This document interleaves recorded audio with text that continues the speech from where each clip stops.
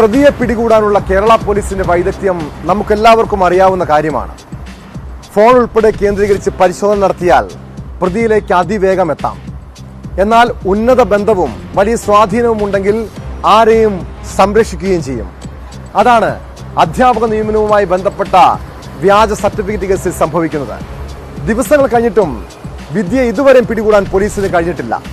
എന്നാൽ ആർഷോ നൽകിയ ഗൂഢാലോചന പരാതിയിൽ ക്രൈംബ്രാഞ്ചിന്റെ നീക്കങ്ങൾ തകൃതിയാണ്.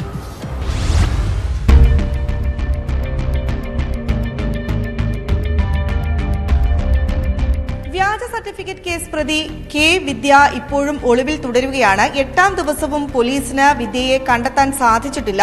എറണാകുളം ജില്ലയിലെ മൊബൈൽ ടവർ ലൊക്കേഷനിലാണ് വിദ്യയുടെ ഫോൺ അവസാനമായി സ്വിച്ച് ഓൺ ആയിരുന്നത്. അതിനുശേഷം വിദ്യയെക്കുറിച്ച് വിവരങ്ങൾ ലഭിച്ചിട്ടില്ല. ഈ മൊബൈൽ ടവർ കേന്ദ്രീകരിച്ച് നടത്തിയ അന്വേഷണത്തിലും വിദ്യയെ കണ്ടെത്താൻ സാധിക്കാത്തത് പോലീസിന് പ്രതിരോധമുണ്ടാക്കുന്നുണ്ട്. ഏതായാലും നീലേശ്വരം പോലീസ് ഈ കേസുമായി ബന്ധപ്പെട്ട് മഹാരാജാസ് കോളേജ് പ്രിൻസിപ്പാളിന്റെ മൊഴി രേഖപ്പെടുത്തി. കൊച്ചിയിൽ എത്തിയ ശേഷമാണ് മഹാരാജാസ് കോളേജ് പ്രിൻസിപ്പാളിന്റെ മൊഴി രേഖപ്പെടുത്തിയിരിക്കുന്നത്.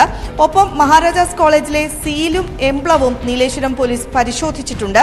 ഒപ്പം ഈ വിദ്യയെ സംബന്ധിച്ച ചോദ്യത്തിന് വിദ്യയെക്കുറിച്ച് അന്വേഷിക്കുകയാണ് എന്നൊരു മറുപടിയാണ് നീലേശ്വരം പോലീസ് പറഞ്ഞിരിക്കുന്നത്.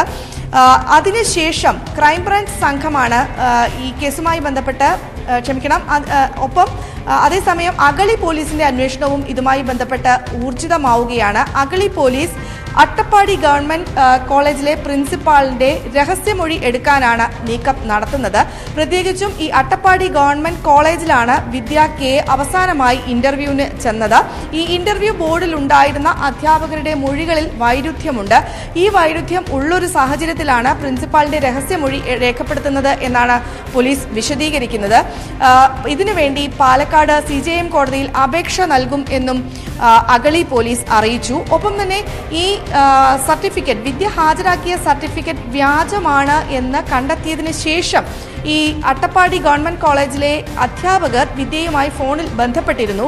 അന്ന് ഇതെങ്ങനെ സംഭവിച്ചു എന്ന് ചോദിച്ചപ്പോൾ ഞാൻ നോക്കട്ടെ എന്നൊരു മറുപടിയും വിദ്യയുടെ ഭാഗത്തു നിന്ന് ഉണ്ടായിട്ടുണ്ട്. ആ ഒരു ശബ്ദരേഖയും പരിശോധിക്കാൻ അഗളി പോലീസ് ഇപ്പോൾ തീരുമാനം എടുത്തിട്ടുണ്ട്. ഏതായാലും വിദ്യയുടെ വ്യാജരേഖാ കേസിൽ അഗളി പോലീസും അതുപോലെ തന്നെ നീലേശ്വരം പോലീസും ഊർജിതമായി അന്വേഷണം തുടരുകയാണ്.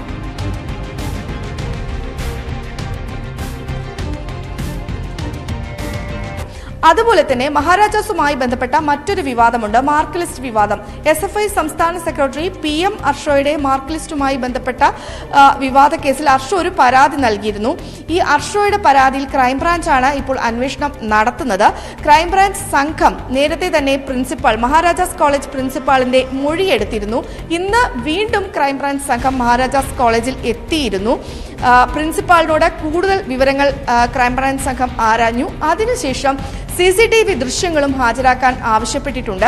ഈ 6ാം തീയതി ഈ മാർക്ക് ലിസ്റ്റ് വിവാദം ഉണ്ടായ ദിവസം കേസുയുടെ പ്രതിഷേധമുണ്ടാകുന്നു, മാധ്യമപ്രവർത്തകർ അവിടെ എത്തുന്നു എന്നതുൾപ്പെടെയുള്ള കാര്യങ്ങൾ നടന്ന 6ാം തീയതിയാണ് 6ാം തീയതിയിലെ CCTV ദൃശ്യങ്ങളാണ് ക്രൈംബ്രാഞ്ച് സംഘം ആവശ്യപ്പെട്ടിരിക്കുന്നത്.